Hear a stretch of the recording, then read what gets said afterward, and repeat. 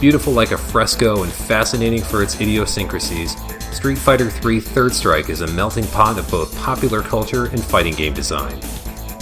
This is the Annotated Third Strike. Welcome to the world of Street Fighter III. Prepare for the battle. People love a mystery. There's just something about the unexplainable that stays with you, worming its way into your brain until you figure it out, until you come to a resolution. In fact, it's that sequence alone that psychologists tell us why we love a good whodunit. They take us from fear, particularly the fear of the unknown, to the safety of reassurance. We want to find out for ourselves that there was some meaning to it all, or at least a meaning that will satisfy our minds. But there are some inscrutables that are never really solved. The trail can go cold occasionally. These can turn into the greatest mysteries then, the literally unexplainable. So who is Q? That is the question. Clearly, this Q character was made to be an enigma. Even if the Street Fighter franchise was not effectively put on hiatus after the release of Third Strike, what we can both glean from Q's appearance in the game and speculate given the subtext of its story shows us a man of mystery. Certainly, the trench coat and fedora look of classic 40s film noir hoods and gumshoes is a sort of cultural signifier. He looks like he's on the case, and on whatever side of the law he needs to be.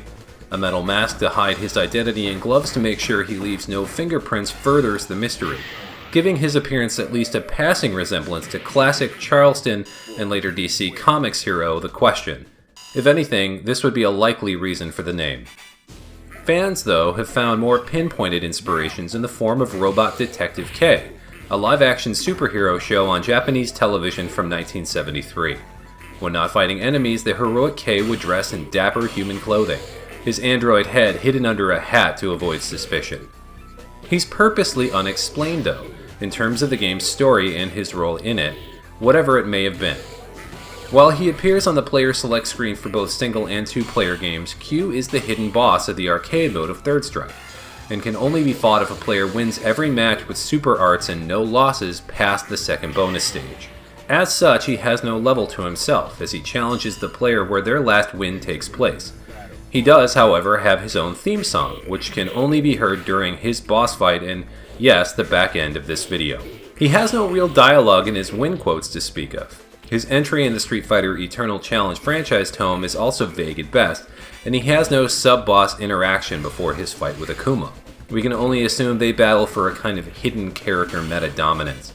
His ending only poses further questions since we see that the American FBI has noticed Q, or maybe Qs, have appeared at the location of Third Strike characters' stages all over the world. That's about it. He's mysteries on top of mysteries. Fun things to note about this ending though. First, a newspaper on the right wall has the name Robodeka Q in the headline, which is a reference to the Robot Detective series. Also, the names of these agents are supposedly Juliana and David, which are very likely references to Gillian Anderson and David Duchovny, the actors that played two FBI agents on the television series The X-Files. As Q is found in the arenas of franchise characters, many fans like to wonder if he actually appeared first in Ken's background stage in Street Fighter II Champion Edition way back in 1992, in a scene inspired by the 1975 Walter Hill film Hard Times, also known in Japan as The Street Fighter. There's been no evidence to back this up though, so let's dig into what we know. From a Gamist magazine interview with the Third Strike dev team recently translated by Shmuplations, Q was not meant to be associated with the main storyline of the game, so they, quote, had more freedom in designing him. From archived interviews on the Capcom Fighters Network portal, development notes say that he doesn't feel emotions, and that he, quote, feels like it's, or he's, being manipulated from behind the scenes. This suggests that Q, like his Robodeka inspiration, is an android himself. His movement certainly appears stilted, and his loss animation due to a weak attack gives the impression of him shutting down. Also, curiously, if we look at how his sprite flashes when electrocuted, he doesn't show a human skeleton, as if it would the rest of the cast. But Q is human, however. Production art found by sites like VG Densetsu clearly show a keyhole in the side of the mask, which means it can be removed, but likely not of his own free will. Let's then take what we can see in the game. In some of Q's match intros, he's shown chasing children who run across the playfield before he dash punches his way on screen. This is certainly a strange scene, and the children that are being followed can be different from one interaction to the next, but again, we have to fend for ourselves here. The animation and production sketches we can find also don't help a whole lot, other than maybe an original plan for a command throw that stuffs opponents into his coat. So let's do some deep speculation then. Combined with all of the above, what we know of other characters can be used to infer who Q is and what his role may be in the grand scheme of things. First, in Chun-Li's setup for Third Strike, we know that she is chasing Urien, whom has kidnapped children. What we know about Urien is that he's the father of the G Project, and is the mastermind behind the genetically enhanced super soldiers Necro and 12. We also know that there are at least several Necros and 12s out there, and not just the individual ones met in-game. Let's stitch together all of these pieces then, along with this rare piece of official Capcom art from the second Third Strike Gamesmook, and come to this somewhat wild conclusion. Q, or Qs plural, as his ending suggests, is likely a member of the G Project or one of its original super soldiers. His role is to steal children for Urien, shoving them into his coat like a child snatcher on the street. He does this all over the world. As we see from 12 that the G Project is turning more of its interest into copying professional fighters, it makes sense that Q is dispatched to shadow, battle, and ultimately abscond with those he deems the strongest. Sure, this might not hold up to scrutiny, and Capcom has said absolutely nothing whatsoever about this character in the past 20 years. But a spiritual reimagining of Q notwithstanding, we have to go with what we have here, even if it's decidedly dark. Canonically, this same philosophy actually applies to his moveset.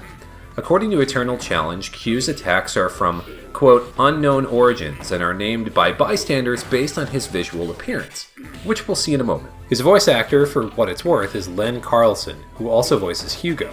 A veteran amongst veteran voice actors, Carlson's credits list is long and sprawling, from the original 1960s Spider-Man to Jason the Wheeled Warriors to Beyblade. You'd never know it in this game though. The muffled sound makes thematic sense given Q is locked in a mask, but he doesn't even have intelligible dialogue. Apologies to conspiracy theorists hoping he was actually mumbling something of merit, but the official script readings of the cast in the second Gamesmook mention only grunts, groans, sighs, and heavy breathing.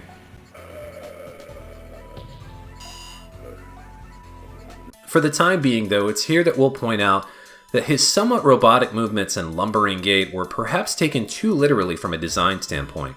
He has some of the slowest walk speed in the game, with normal attacks to match with their limited active hit frames and interminable windup. He has a few proximity normals that hit faster when close, but only his close medium kick can be effectively cancelled into special attacks or super arts, a specific blemish that makes newcomers to the game avoid him.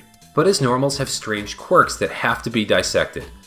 First, his standing hard punch can knock down, but by holding back on the stick and hitting the button, it will travel a shorter distance, has a shorter startup and recovery, and will keep an opponent standing. His close light punch can actually combo into things, but only actually connect with the EX High Speed Barrage or Super R2. His standing hard kick has enormous pushback if blocked. His jumping hard kick has very odd timing on the active hitting animation frames, which clever Q players use to fake out opponents and bait parry attempts. By pressing down forward in hard kick, his low sweep, which is ludicrously unsafe, will move forward toward the opponent, which is uncommon. His command normals are just as baffling. Holding back on the stick and hitting medium punch will cause a high reaching uppercut. Nothing great by itself as an anti-air move, but this is used for his Kara throw, giving it enough distance to be one of the farthest reaching in the game. Holding back and pressing hard kick will affect another very unsafe kick with a lumbering fall afterward, but the hitbox goes from low to the ground to far above Q's head for full frontal coverage.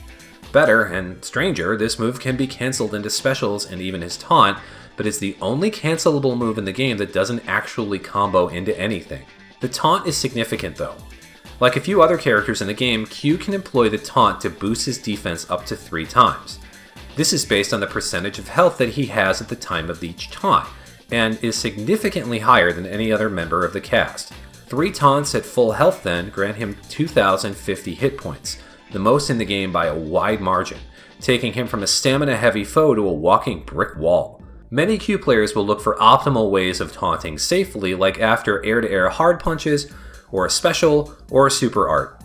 Just as many though will just do it unprompted and accept taking a hit or two in the process.